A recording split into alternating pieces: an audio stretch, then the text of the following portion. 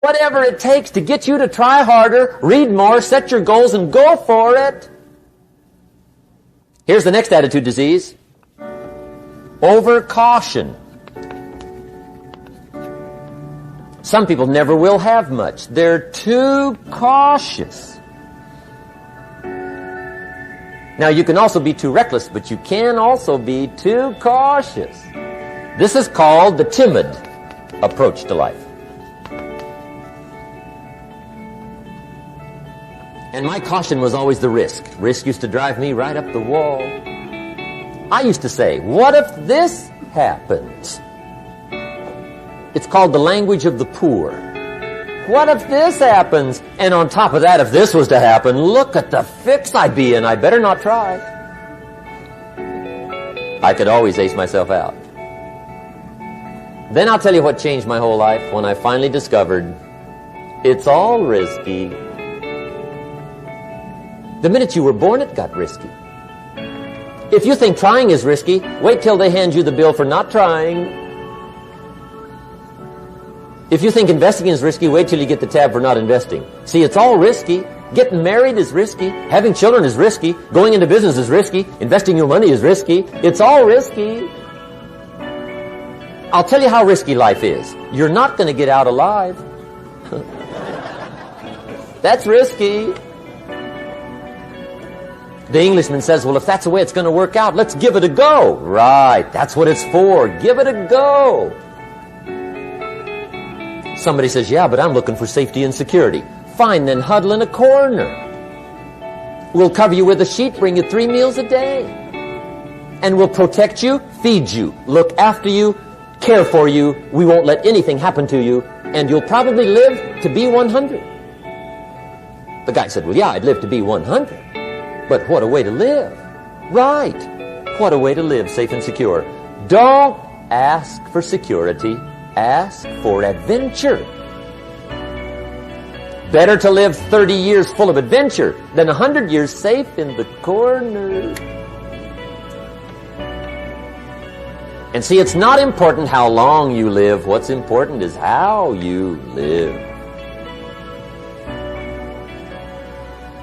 Here's the next attitude disease. We're almost through with this motley list. In fact, we're almost through. Hang on. The next one is pessimism. Pessimism, the deadly disease of always looking on the bad side, the problem side, the difficult side, checking all the reasons why it can't be done. The poor pessimist leads an ugly life. He doesn't try to figure out what's right. He tries to figure out what's wrong. He doesn't look for virtue. He looks for faults. And when he finds them, he's delighted. How ugly. This is the poor guy who looks through the window, doesn't see the sunset. He sees the specks on the window.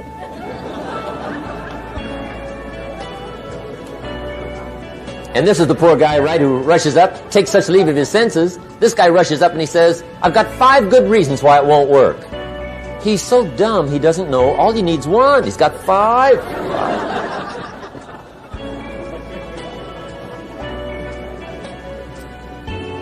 To the pessimist, the glass is always half empty. To the optimist, the glass is half full.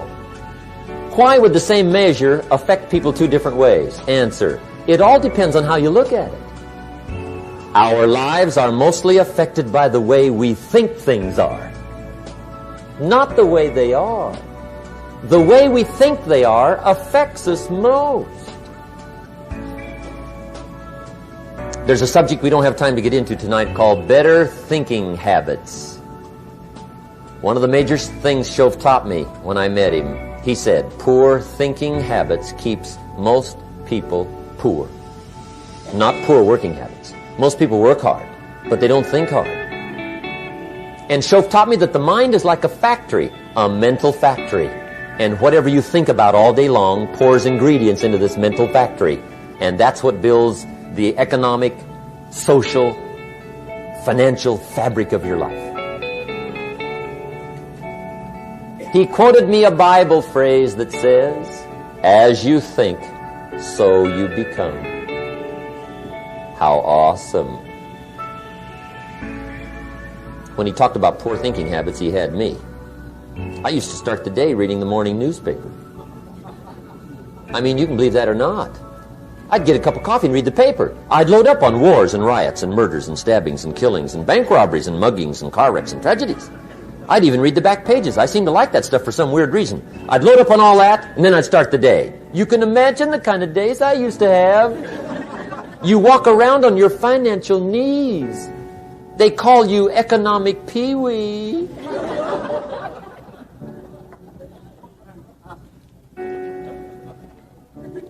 The guy says, I want to be a great leader. Wonderful. The first thing we do is follow him to his house. When we get there, we walk in and check his library. Number one. Somebody says, well, why check his library? The reason is because what a man reads pours massive ingredients into his mental factory, and the fabric of his life is built from those ingredients. You would not believe what some people have got in their house to read. You would not believe. One of the best dressed up words I know for a lot of it is trash. Can you imagine dumping a barrel of trash into this mental factory every day and coming out with a rich, dynamic, positive life? It can't be done. You might as well try making a cake with cement. The kids back in Danbury, Connecticut, high school, they're asking me questions one day. I'm talking to the kids. Kids got good questions these days. One of them said to me, Mr. Rohn, how do you build the good life? I said, it's simple. It's not easy, but it's simple.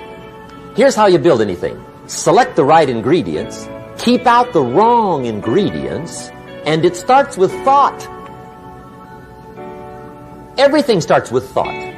So you must be wise and careful what you think about, because that starts everything. You got to be wise and careful. I asked the kids, what would happen if somebody dropped sugar in my coffee? They said, well, you'd be okay. I said, what if somebody dropped strychnine in my coffee? They said, well, you'd be dead. I said, correct. Lesson 1. Life is both sugar and strychnine.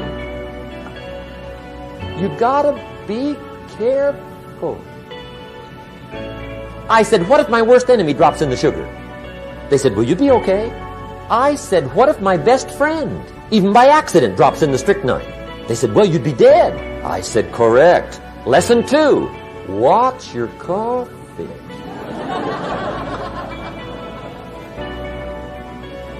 You got to be careful. See, it doesn't matter who hands you the bad stuff. It doesn't matter where you get the bad stuff. It'll still do its damage on your bank account, wherever you get it. Mr. Schoaf gave me one of the greatest phrases when I first met him, when he said, Jim, every day stand guard at the door of your mind. How important. Stand guard at the door of your mind. And you decide what goes into your mental factory. Don't let anybody just dump anything they want to in your mental factory, because you've got to live with the results. Okay, here's the last disease, and we're through with this list. In fact, we're almost through. Hang on. The last subject is very brief. The last disease, but this one is deadly. Engage in this one, indulge in it even slightly, and you might as well forget the future, because it's going to forget you. Complaining, crying, whining, griping. A Bible word called murmuring. See, that'll ace your future. Spend 5 minutes complaining, and you have wasted 5.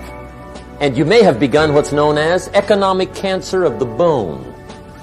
Surely they will soon haul you off into a financial desert and there let you choke on the dust of your own regret.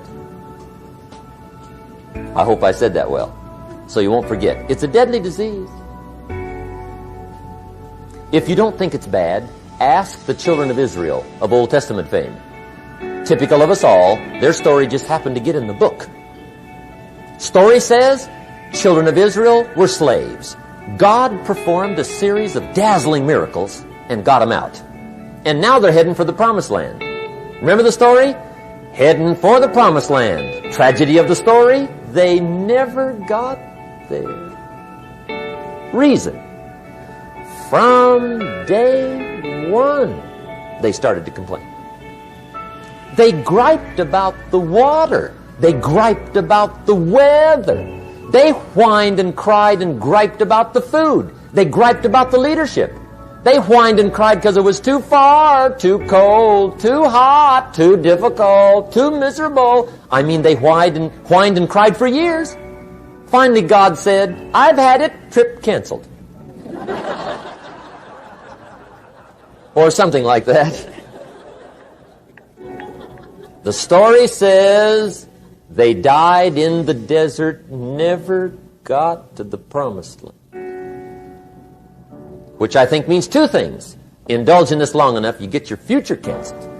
And I guess it also means even God himself can only take so much.